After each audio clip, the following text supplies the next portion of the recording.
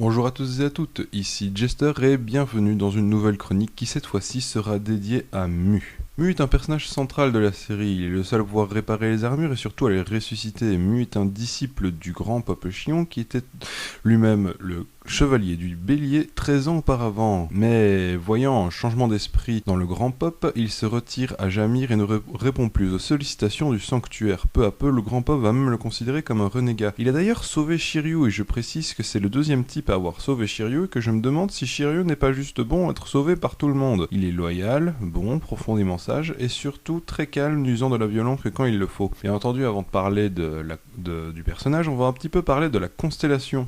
Le bélier pourvu d'ailes et ayant une laine d'or figurée dans les astres a toujours passé chez les Grecs pour celui sur lequel Pyrrhux et Hélé traversèrent l'Hellespont. Phéréxide prétend que sa toison était d'or. Lorsque Hélé tomba dans les eaux et de ses amours avec Poséidon, elle eut Péon suivant les uns et Édon suivant les autres. Pyrrhux se sauva et parvint jusque dans les états d'été, roi de Colchide. Il immola son bélier à Zeus ou au dieu Amon, c'est au choix, et consacra donc dans le temple sa riche toison. Zeus lui plaça l'animal lui-même ou son image dans les cieux, dans la partie étoilée sous laquelle se sème le blé. On ne peut pas douter que pour les anciens, le mythe du bélier à la toison d'or, qui porta Hélé et Pyrrhus, enfants de la nuée et d'Atamas, ne soit faite sur le bélier qui est aux cieux, et ce dernier occupa donc l'équinoxe du printemps. On parle ici de la toison d'or, et bien entendu tout le monde connaît la légende des Argonautes qui avaient pour but d'aller la récupérer.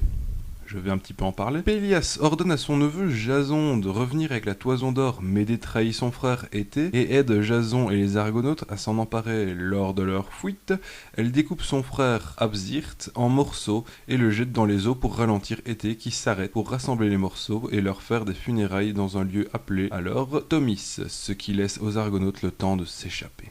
Il était doré et portait des ailes, un petit peu comme la God Clause du bélier qui lui aussi est doré et bien sûr porte de grandes ailes. Pour le signe et sa signification, il est très étonnant de voir que Mu est diamétralement opposé à la description car ce signe est impulsif, soupolé, impatient, audacieux et j'en passe. En gros, ici on a tout le contraire de Mu. Il est d'ailleurs possible que le nom Mu soit une référence au légendaire continent disparu Mu. Ce continent était supposé se trouver dans l'océan Indien, qui est l'océan où était supposé on trouvait aussi Lémurie, un autre continent disparu, ou bien même dans l'océan Pacifique, on n'est pas exactement sûr. L'hypermythe s'appuie donc sur le choix de ce nom par Kurumada pour développer une légende relative à des alchimistes du continent de Mu, qui auraient été les ancêtres donc des Jamiriens. L'idée même de Jamir fait penser à un autre endroit légendaire introuvable, Shambhala, un royaume censé se trouver dans l'Himalaya et qui serait habité par des gens éveillés ayant atteint un niveau de conscience supérieur et doués de divers dons de psychokinésie. Les techniques de Mu ont non seulement un thème stellaire mais aussi un thème minéral, lequel on ne trouve pas vraiment de lien avec sa constellation.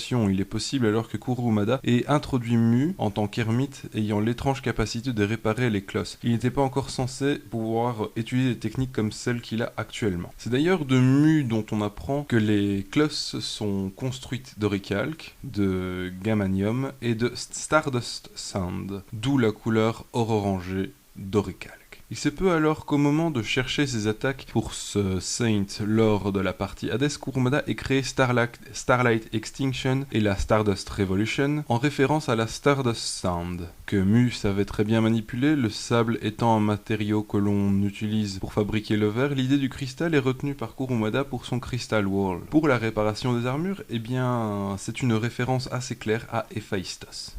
Mu est un homme très clairvoyant qui a très vite compris que Seiya et ses amis représentaient, en dépit de leur rang, les champions qui purifieraient le sanctuaire. Et il a aussi immédiatement compris l'imposture du grand Pop, bien que le fait qu'il ait été élevé par Chion lui rendait la tâche très difficile. Dans la même lignée, il aperçoit également les larmes de sang versées par les cœurs de Saga, Shura et Camus dans la partie Hades.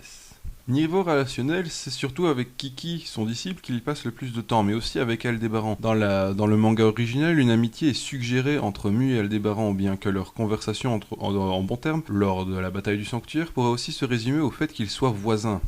La partie Hades montre cependant toute la tristesse de Mu lorsqu'il constate la mort d'Aldébaran, alors qu'aucun autre protagoniste n'a versé une larme à la disparition du taureau. Dans Sensei Yage, ça va un petit peu plus loin.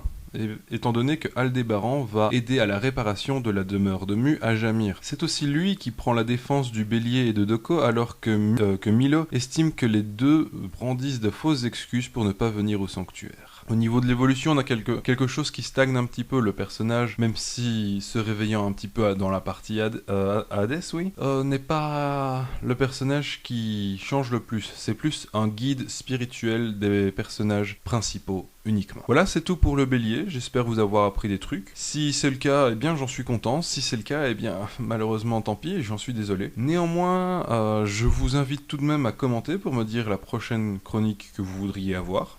Toujours sur du Chevalier d'Or, pourquoi pas. Ensuite, eh bien, commentez pour voir, me dire ce que j'aurais dû dire, hein, bien entendu. J'adore discuter avec vous, comme d'habitude. Et surtout, bien, je vous dis, portez-vous bien. À ciao, poilu barbu.